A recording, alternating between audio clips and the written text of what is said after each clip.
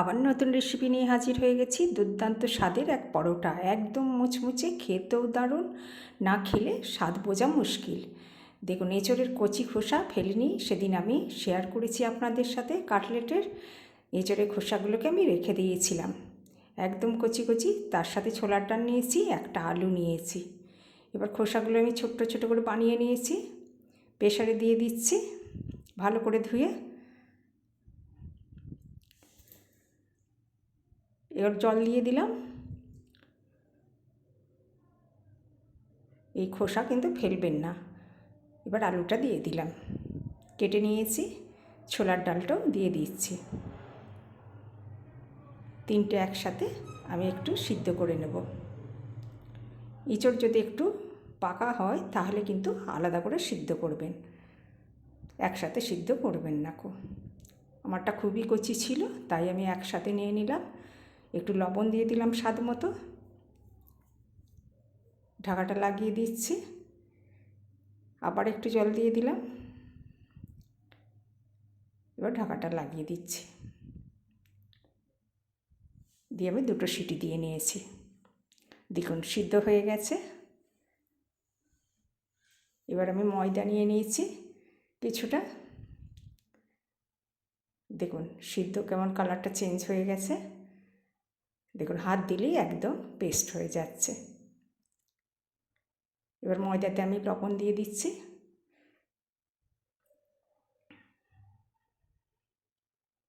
চিনি দিয়ে দিলাম প্রয়োজন মতো। এবার সাদা তেল দিয়ে দিচ্ছি। মিষ্টি মিষ্টি একটু ভালো লাগবে, আমি চিনি দিলাম। এবার ভালো করে মিক্সড করে নেব শুকনো অবস্থায়। চিনি আছে, লবণ আছে, তেল আছে। এবার একটু আমি রেস্টে রেখে দিলাম। আলুর খোসাটা এদিকে ছাড়িয়ে নিচ্ছি।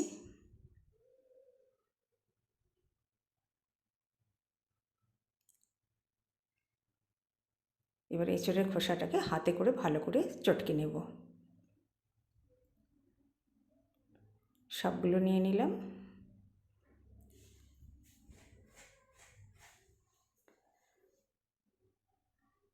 প্রচুর প্রচুর এঁচোড়ে ভিটামিন থাকে। কাঁঠাল এঁচোড় দুটোই আমাদের স্বাস্থ্যের পক্ষে দারুণ উপকার। খোসা না ফেলে এইভাবে আপনারা খেয়ে দেখবেন, খুব ভালো লাগবে। আলুটাও চটকে নিচ্ছি, ছোলার ডালটাও দিয়ে দিলাম। এবার তিনটে হাতে করে মেখে নেব।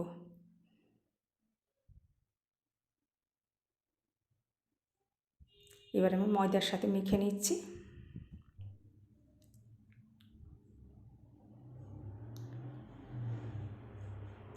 এবার কাঁচা লঙ্কা কুচি দিয়ে দিলাম,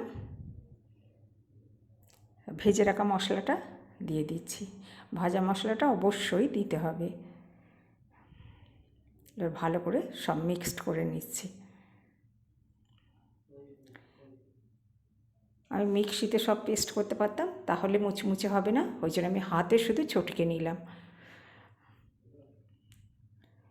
ছোলার ডাল, আলু আর এঁচোড়ের খোসা হাতে চটকালে তবে পরোটাটা মুচমুচে থাকবে।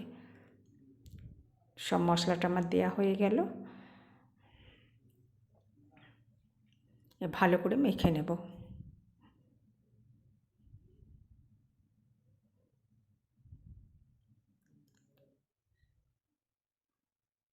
সামান্য গরম জল দেব,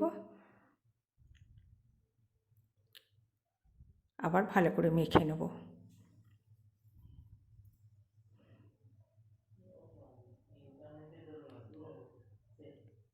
একটু মাখতে দেরি হবে, কারণ সব ছোলার ডাল আর আছে। দেখুন আমার মাখা হয়ে গেছে। এবার আমি সাইজ করে নিচ্ছি পরোটার। প্রথমে লেচি কেটে নিয়েছিলাম, এবার চারকোনা করে পরোটা বেলে নিচ্ছি।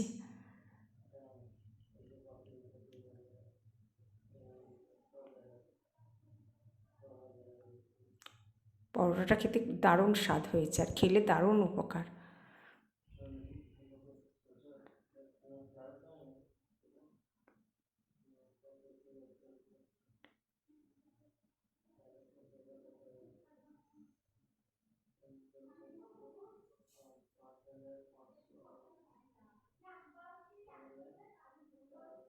দেখুন আবার একটা বেলে নিচ্ছি। এবার কড়াই গরম করতে বসিয়ে দিয়েছি।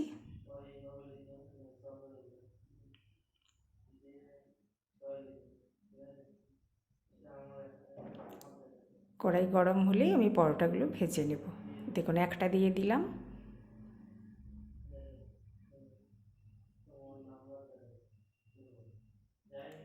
আমার রেসিপিটা ভালো লাগলে সাবস্ক্রাইব করে পাশে থাকা বেল আইকনটি অন করে দেবেন, তাহলে নতুন নতুন রেসিপি আপনার কাছে পৌঁছে যাবে।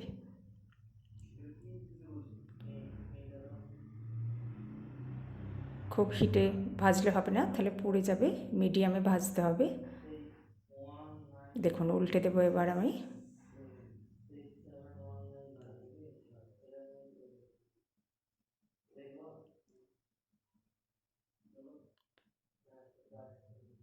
একটু টাইম ধরে করতে হবে, কারণ ভিতরে ছোলার ডাল, এঁচড়ের খোসা, আলু আছে, শুধু ময়দা নেই গো, একটু দেরি লাগবে ভাজতে।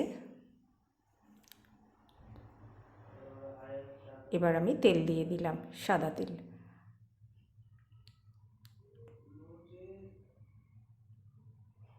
এবার ঘুরিয়ে ঘুরিয়ে ভালো করে ভেজে নিতে হবে, লাল লাল করে।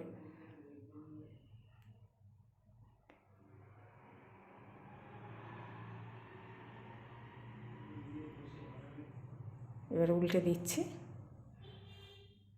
উল্টে পাল্টে ভালো করে লাল লাল করে ভেজে নেব। দেখুন ভাজা হয়ে গেছে, এবার আমি উঠিয়ে নিচ্ছি। লাল লাল করে ভেজে নিতে হবে, একদম মুচমুচে হবে, খেতেও মিষ্টি মিষ্টি ঝাল ঝাল দারুণ খেতে লাগবে। আর একটা দিয়ে দিলাম।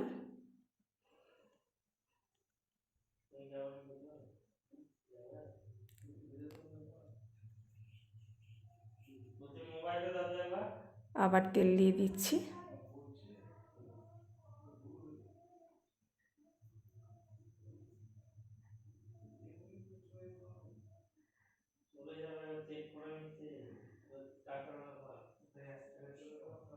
ভালো করে ঘুরিয়ে ঘুরিয়ে ভেজে নেব। ভালো লাগলে বেশি বেশি শেয়ার করবেন, লাইক করবেন আর কমেন্ট করবেন। আবার তেল দিয়ে দিলাম ওপর থেকে কিছুটা। এইভাবে আমি সবগুলো ভেজে নেব।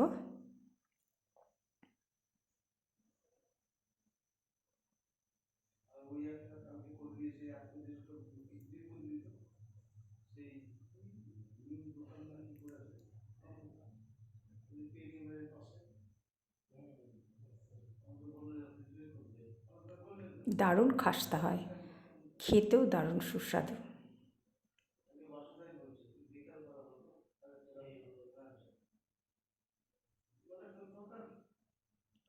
দেখুন এইভাবে ঘুরিয়ে ঘুরিয়ে ভালো করে লাল লাল করে ভেজে নেব।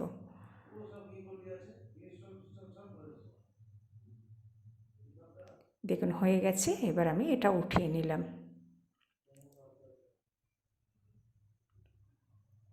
দেখুন আমার একদম রেডি হয়ে গেছে এঁচড়ের খোসা, ছোলার ডাল, আলু দিয়ে পরোটা, দুর্দান্ত স্বাদের, পুষ্টিকর।